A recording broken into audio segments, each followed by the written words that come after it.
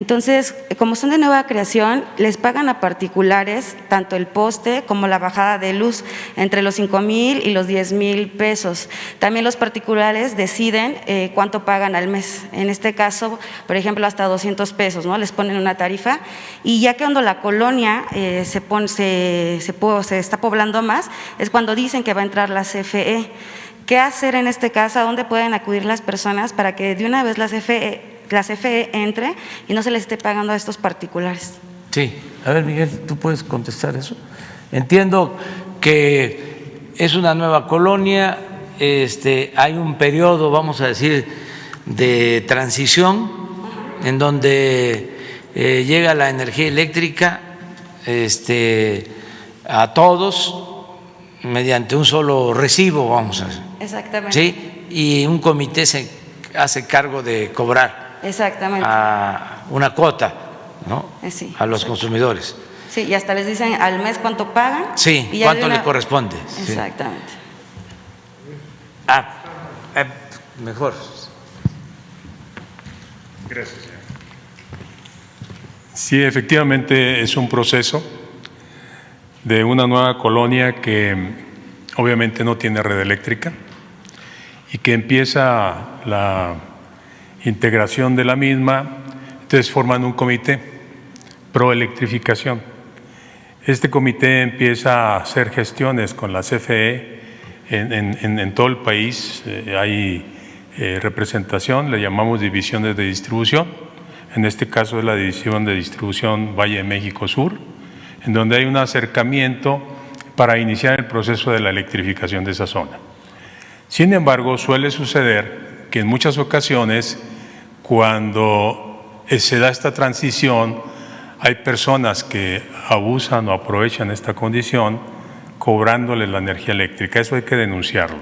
El proceso es la integración de un comité pro electrificación, un acercamiento con CFE para ir programando ese tipo de obras en base a los recursos que la misma colonia tenga y en base a los recursos que tenga también la CFE. Y posteriormente se dará la electrificación y entrará en un proceso normal de la instalación de la red eléctrica y de la instalación de los medidores y ya se convierte en una nueva colonia integrada a la red de la CFE. Ese sería el proceso. Gracias.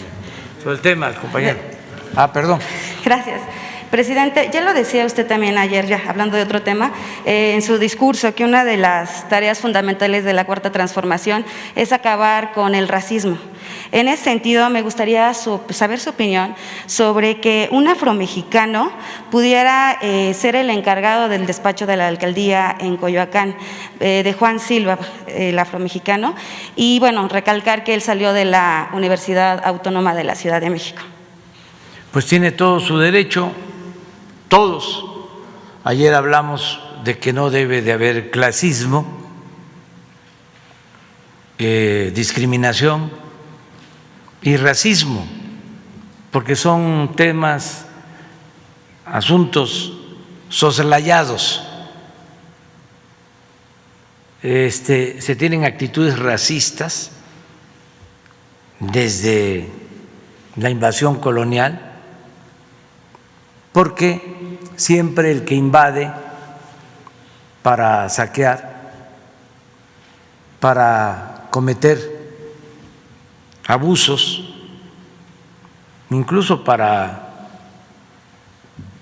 exterminar a la población nativa, tiene que tener una justificación.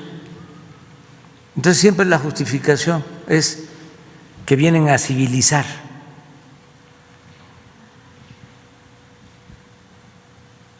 Y que son,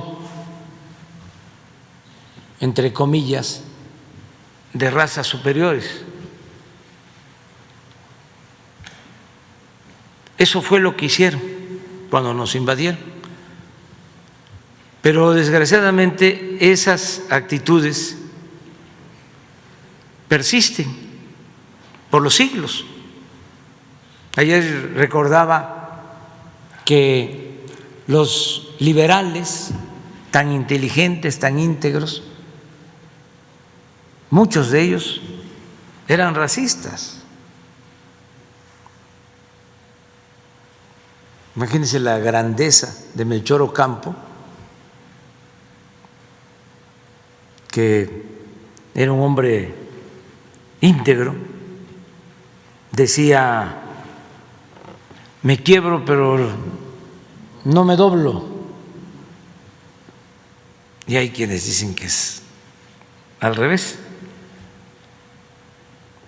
me doblo pero no me quiebro. No, es me quiebro pero no me doblo. Bueno, le llega a decir al presidente Juárez, cuando el presidente Juárez, que estaba en el exilio, le ofrece un puro y le dice: indio que fuma puro, ladrón seguro. Ocampo a Juárez. La respuesta del presidente Juárez fue: indio sí, ladrón no. Pero estamos hablando de grandes personalidades con esa concepción racista. Y ayer puse 2 ejemplos de un articulista que en el periódico La Jornada utiliza ese refrán racista de que no tiene la culpa el indio, sino el que lo hace compadre. Y también hice otra mención al actual director del INE, que tuvo una conversación con un grupo de dirigentes indígenas y se burló de ellos por la forma en que hablaban. Pero eso se mantiene, el clasismo y el racismo, nada más que se oculta de manera hipócrita. Como no está de moda eso, hay otras cosas, ¿no?, que han creado para desviar la atención durante el periodo neoliberal. Las nuevas políticas públicas, las nuevas causas para luchar, cuando prevalece, repito, el clasismo y el racismo. Yo recuerdo, una vez lo platiqué, pero no está de más volverlo a decir. Era yo jefe de gobierno y Miguel Alemán, gobernador en Veracruz, y decidió que iban a entregarle a la Ciudad de México una réplica de una cabeza olmeca para ponerla en la entrada de Santa Fe. Y ahí hay mucho tráfico en un cruce. Entonces, porque también en aquel tiempo, ¿no?, había oposición a nosotros, como ahora, di la instrucción de que se hiciera el acto rápido, porque estábamos en el cruce y ahí pasábamos carros, y que no se detuviera el tráfico, que no se bloqueara la avenida. Y bueno, empieza la ceremonia donde se colocó la cabeza y tardaban los discursos. El caso es que ya íbamos librando cuando pasa una señora, pero pasó y de lejos me vio y baja la ventanilla, ¿no? Y grita en el silencio: Andrés Manuel, eres un naco.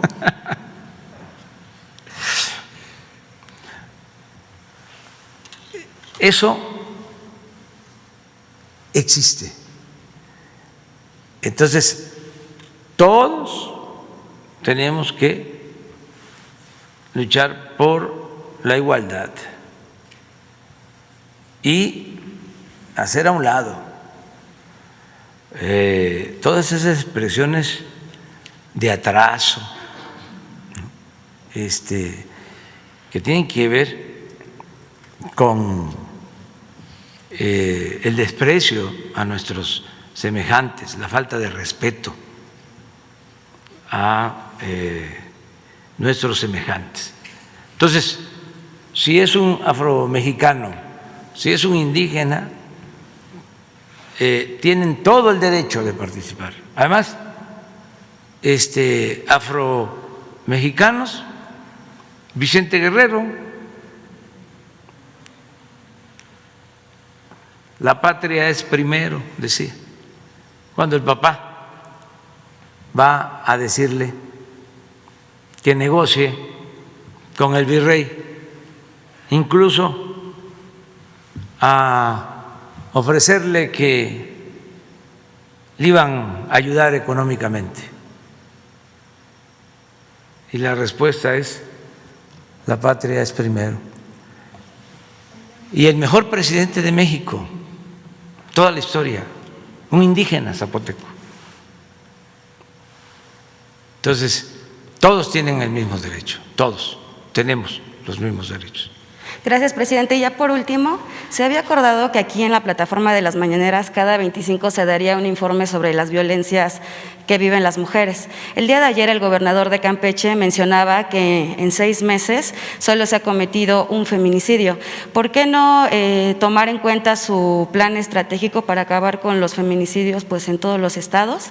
Ese sería mi último cuestionamiento. Gracias. Sí, se va a seguir informando cada mes sobre este tema. Es un compromiso que tenemos. Ahorita vas tú. Primer presidente de la Cuarta Transformación, su servidor Carlos Pozos, reportero de La Molécula Oficial y de la revista Petróleo y Energía. Antes de iniciar mis preguntas, 2 datos de mis datos. Primero, agradecerle a su gobierno por proporcionarme la vacuna COVID el próximo lunes en la UAM Xochimilco. Y el otro dato, está pendiente mi entrevista, señor presidente, para poderme titular en la maestría de periodismo político por la Escuela Carlos Septién García. Bueno, pues viene mi primera pregunta. Presidente constitucional de los Estados Unidos mexicanos, le pregunto, o bien le solicito una reflexión. ¿En qué momento dejamos de defender nuestra soberanía energética? ¿Qué nos pasó como país para olvidar que la electricidad es un recurso estratégico con el cual prácticamente se mueve todo?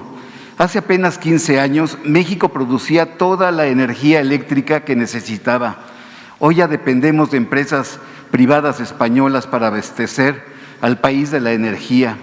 Y en esta coyuntura, señor presidente, vemos a medios de comunicación, vemos a voceros de la otrora prensa oficial, abogados y a diferentes actores sociales en defender la dependencia energética. Vemos la defensa de los intereses privados y no del interés público, presidente. La verdad, ¿son estas empresas tan poderosas como para pretender someter a un país? La verdad, los mexicanos vamos a terminar pagando la energía a unas cuantas empresas. ¿Qué nos pasó, señor presidente? ¿Cuándo la CFE volverá a ser el otro motor de México? Mire, hay un dicho que dice que lo que no suena lógico, suena metálico. Y esto es lo que aplica para el caso de la industria eléctrica. Se decidió entregar el mercado de la industria eléctrica a particulares desde el tiempo de Salinas para hacer negocios a costillas del erario. Así de sencillo. Y fueron preparando el terreno, como lo hicieron en otras privatizaciones. Yo recuerdo que en ese entonces hablaban de que nos íbamos a quedar sin luz. Si no se entregaba el mercado para la inversión particular y sobre todo para la inversión extranjera. Y ya hemos visto cómo incluso los proyectos de privatización fueron financiados por la Banca de Desarrollo Nacional. No llegó inversión extranjera. Es lo mismo que dijeron para engañar, de que con la reforma energética iba a llegar mucha inversión extranjera, que íbamos a aumentar la producción petrolera hasta 3 millones de barriles diarios. Se entregaron los contratos, no llegó inversión extranjera y desde luego no hay los 3 millones de barriles diarios. ¿Saben cuánto están extrayendo los que recibieron los contratos? 20,000 barriles diarios. Entonces engañaron porque lo que querían era el negocio.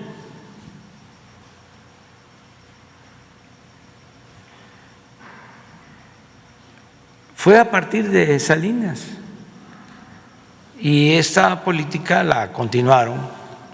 Por eso también fue un fiasco lo de la llamada alternancia en el 2000, porque llega un nuevo partido, pero continúa la misma política económica, antipopular, entreguista, corrupta, porque ese es el distintivo. Privatización es corrupción.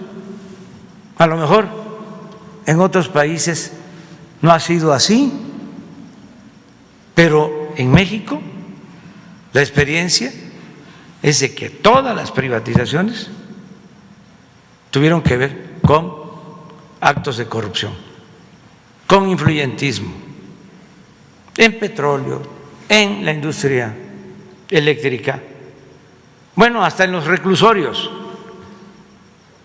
Esto que hicieron, entregar concesiones para 8 reclusorios con contratos leoninos. Hay que pagar 3,600 pesos diarios por recluso, 3,600 pesos diarios por recluso.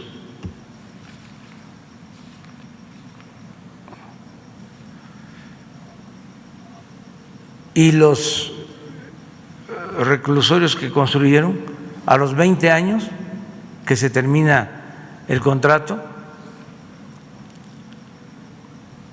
no pasan a ser del gobierno, sino siguen siendo propiedad de particulares.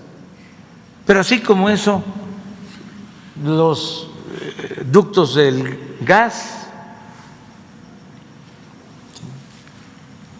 todo.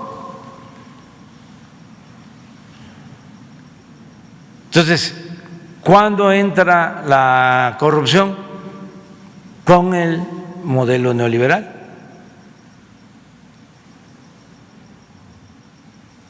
Que pues es neoporfirismo, es lo que ya se padeció en un tiempo y que desembocó desgraciadamente o nos llevó a la revolución.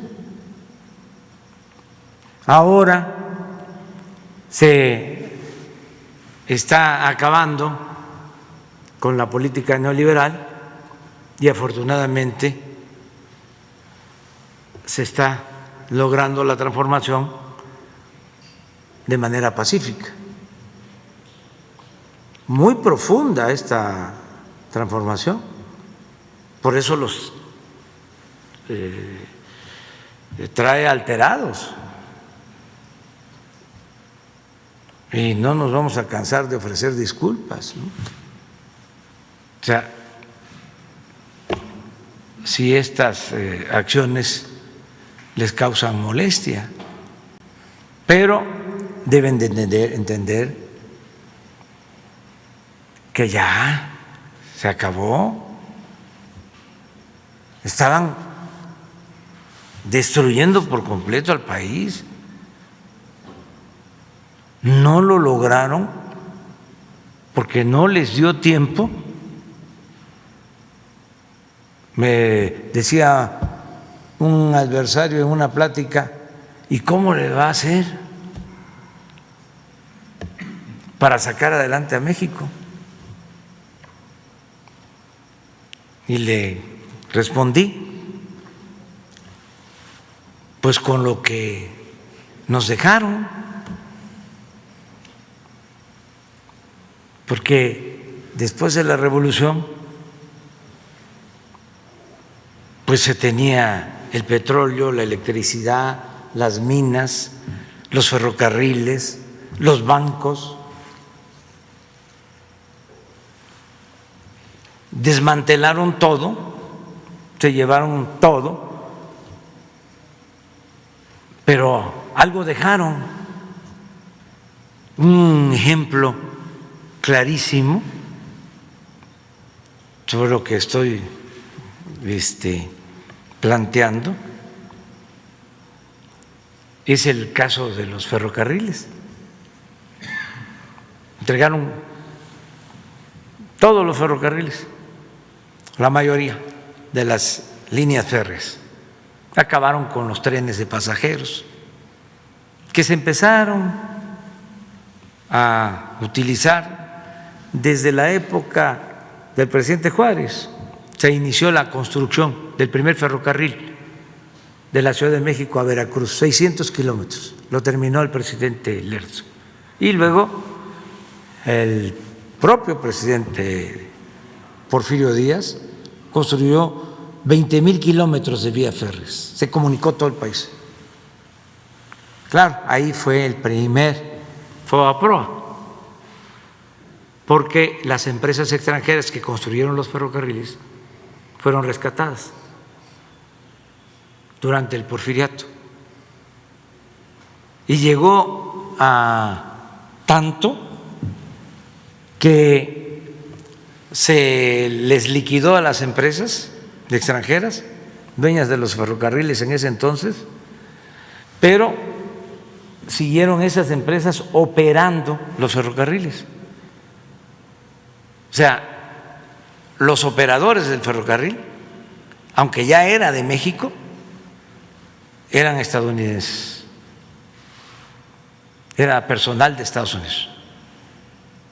Es hasta que triunfa el presidente Madero que se decide que sean los mexicanos los que administren lo que era de ellos, lo que ya se había pagado.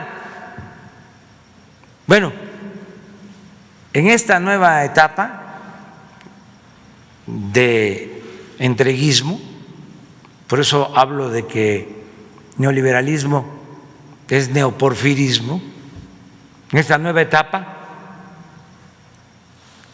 como no les importaba el sureste, lo único que dejaron fue el ferrocarril del sureste y el ferrocarril del istmo. Dejaron esos ferrocarriles sin privatizar. Del istmo al norte, nada. 2 empresas extranjeras se quedaron con más de 20,000 kilómetros de vía férrea. Y desde luego, como dije, desaparecieron los ferrocarriles de pasajeros, los trenes de pasajeros. Entonces, ¿cómo estamos sacando adelante el país? Pues con lo que nos dejaron. El derecho de vía del ferrocarril del istmo, el derecho de vía del ferrocarril del sureste. En el caso de la Comisión Federal de Electricidad, la política era ir cerrando las plantas. No le daban mantenimiento a las plantas para que se convirtieran en chatarra y las iban cerrando para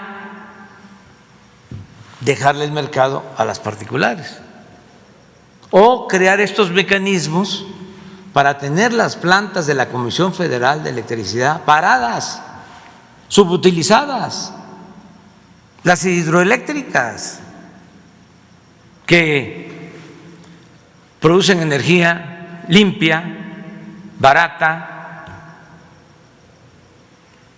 Desde hace 50 años tienen las mismas turbinas. Por cierto, informo que vamos a llevar a cabo un plan para modernizar las plantas hidroeléctricas con turbinas nuevas que van a significar generar más energía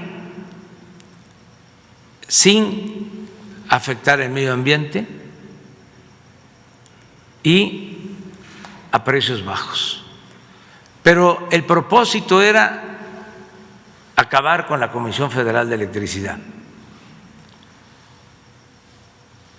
¿Qué han hecho los directivos de la Comisión Federal, los técnicos de la Comisión Federal de Electricidad, los trabajadores de la Comisión Federal de Electricidad?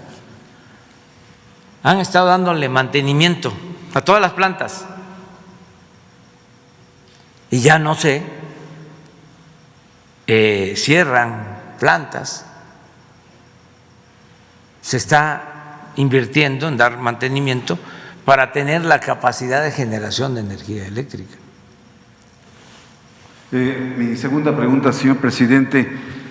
Ante las recientes actuaciones de los jueces, como la de Juan Pablo Gómez Fierro y otros más en el país, quien por cierto tiene un salario de los mejores del mundo, pues supera los 600,000 pesos mensuales, junto con los 11 ministros del máximo tribunal, cuando la línea de la pobreza en nuestro país supera los 70.9 millones de personas que se encuentran bajo la línea de pobreza y 10.7 millones sobreviven en la miseria, difícilmente se pueden justificar ingresos de casi 6 millones de pesos anuales para el ministro presidente de la Suprema Corte de Justicia y los 11 ministros que gozan de inigualables sueldos y dietas mensuales. Presidente, ante estas contundentes datos e información, mi pregunta, ¿es necesario y urgente que, al igual que se da aquí en esta conferencia de prensa, se dé un quién es quién en el actuar judicial, en el actual del Poder Judicial, a la mayor brevedad posible? ¿Será posible? Pues solamente en lo que tiene que ver con los sueldos, eso sí. ¿Quién es quién en el cobro de los sueldos para ver quiénes son los que ganan más? Solamente eso. Lo otro es un poder independiente que yo espero que se vaya limpiando de corrupción. Eso es lo que yo espero, porque son estructuras y también actitudes que tienen que ver con el antiguo régimen.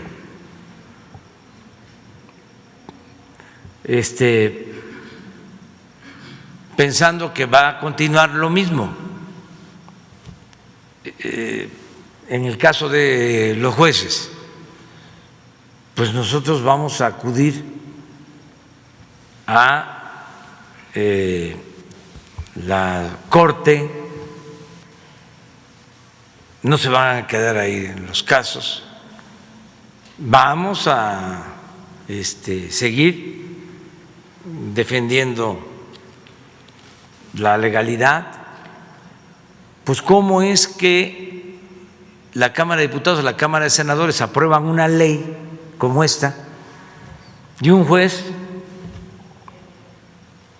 la nulifica. Puede ser que tenga la autonomía, la facultad para hacerlo, pero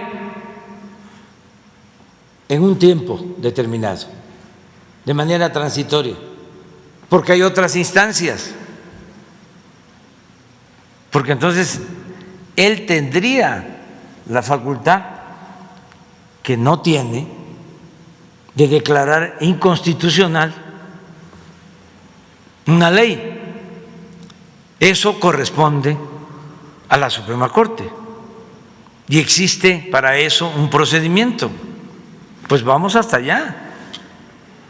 Y si, ya lo dije, sucediera de que en la Corte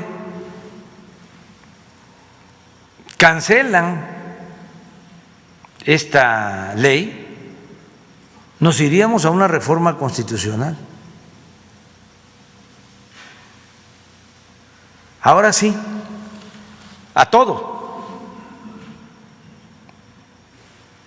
porque esta ley es nada más quitarle las aristas más filosas al esquema de privatización. La reforma energética, que se aprobó con sobornos entregados a legisladores, contiene muchísimas otras cosas que consideramos nocivas para el interés público. Pero hicimos el compromiso, no vamos a llevar a cabo esas reformas a la Constitución, vamos a arreglar, porque con esta ley Iberdrola va a mantener sus contratos, no se les está cancelando el contrato, lo único es revisar el contrato, quitarle los excesos, todo lo que nosotros consideramos es un robo, y que tengan ganancias razonables y que puedan hacer negocios. ¿Esta contrarreforma es pasando las elecciones de darse?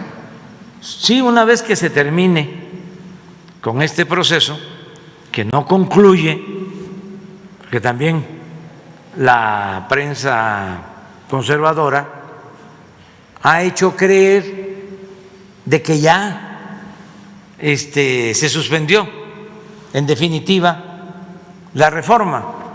No, es un proceso que vamos a seguir. Entonces, cuando ya la Corte, que es última instancia, resuelva, pues nosotros vamos también en uso de nuestras facultades y derechos a tomar las decisiones. Si mandamos una reforma a la Constitución, que requiere 2/3 partes, y resulta que los legisladores deciden no aprobarla, pues ese es otro asunto. Ya no depende de nosotros, pero por principios, por convicción, por honestidad, estamos obligados a resolver este caso. Finalmente, señor presidente, quisiera saber su opinión respecto a que el INE retira el registro de Félix Salgado y de Raúl Morón y de otros 39 candidatos solo de Morena. Nada para el PRI, nada para el PAN, nada para el PRD.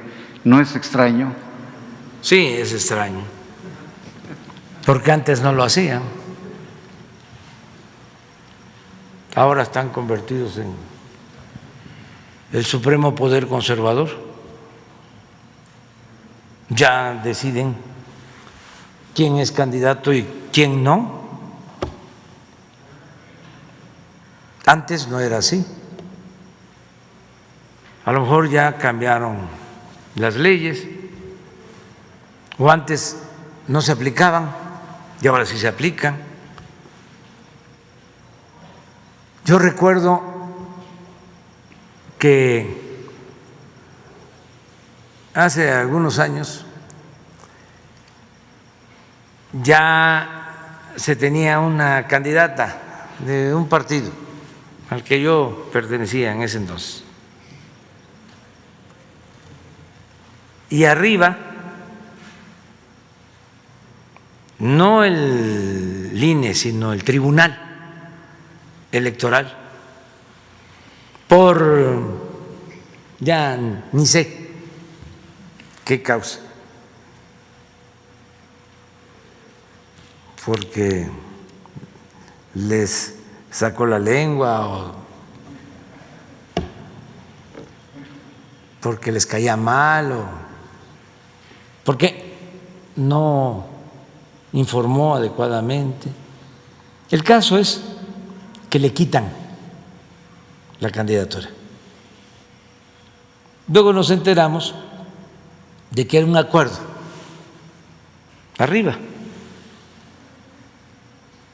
Tomaron el acuerdo porque no querían que esa fuera la candidata, sino otra señora, por cierto, vinculada con un dirigente que tenía muchas influencias con uno de los jefes políticos de México. Ahí se los dejo de tarea para que lo investiguen. Bueno, de ahí surgió lo de la candidatura famosa de Juanito. ¿Se acuerdan? Bueno, ¿para qué? Porque ya no había forma de sustituir. Entonces, la señora que querían se fue como candidata. Incluso ya las boletas estaban hechas con el nombre. Era Clara, la que ahora es jefa de la alcaldía. Y ¿Bande? Estaba ahí lo que usted propuso a Juanito. Sí, entonces ya estaban hasta el nombre de ella, pero si votaban por ella, el voto iba a ser para la señora, promovida por los influyentes. Entonces se inscribió al señor Juan por otro partido y fue una hazaña porque en 15 días la gente votó por este señor y había el compromiso público de que una vez que ganara, le iba a ceder su lugar a la candidata que quería la gente y que además había sido víctima de un fraude, porque eso es un fraude, lo que hicieron en ese entonces el tribunal y arriba. El problema estuvo después de que al ganar el señor Juan, pues ya no quería cumplir con el acuerdo. Pero es parecido. No nos gustas tú. Y entonces, a ver, busco un pretexto, ¿no? Cualquiera, una excusa. Y te elimino. Yo eso nunca lo voy a ver bien. Y espero que comprendan que no es una intromisión en una decisión del INE, es que yo fui víctima de esas maniobras. ¿Por qué me desaforaron cuando fui jefe de gobierno? Porque no querían que yo apareciera en la boleta como candidato a la presidencia en el 2006. Entonces, ¿cómo voy yo a quedarme callado nada más porque soy presidente? Eso, para mí, es un atentado a la democracia. Así de claro. Eso, juego sucio. Es antidemocrático. Lo que pasó anoche también es un juego sucio, presidente. ¿Qué pasó? Lo que resolvió el INE es un juego sucio. Ya expliqué en el contexto. Yo siempre voy a defender la democracia. Siempre. Sí. Y no voy a aceptar de que de arriba, por intereses cupulares, por intereses de mafias, por los intereses de la maleantada de los malandros de cuello blanco, se pisotee la democracia. Puede ser que no coincidamos, pero yo siempre digo lo que pienso. Desde luego van a ser las autoridades correspondientes las que van a decidir, pero yo ya hablé, porque no me voy a quedar callado en un asunto que nosotros padecimos mucho, muchísimo. Hablaba yo de este caso de Iztapalapa, pero hay muchísimos más, de cómo estos que están de autoridades electorales entregaban candidaturas a quienes no reunían los requisitos, las candidaturas de famosos, por consigna de los presidentes de la República. En la pasada elección les dieron un registro de candidato a quien no reunió los requisitos, pero como se los ordenaron a los mismos que están ahora, le dieron el registro. Y lo mismo en el caso de los nuevos partidos. Entonces, no es un asunto menor. ¿Por qué se cayó en esta decadencia, en esta crisis, en este proceso de degradación progresiva? Entre otras cosas, por la falta de democracia, por la falta de legalidad, porque no existía un auténtico Estado de Derecho. Es un Estado de chueco. Entonces, los que se rasgan las vestiduras hablando de legalidad y de democracia, de presidente autoritario, casi dictador.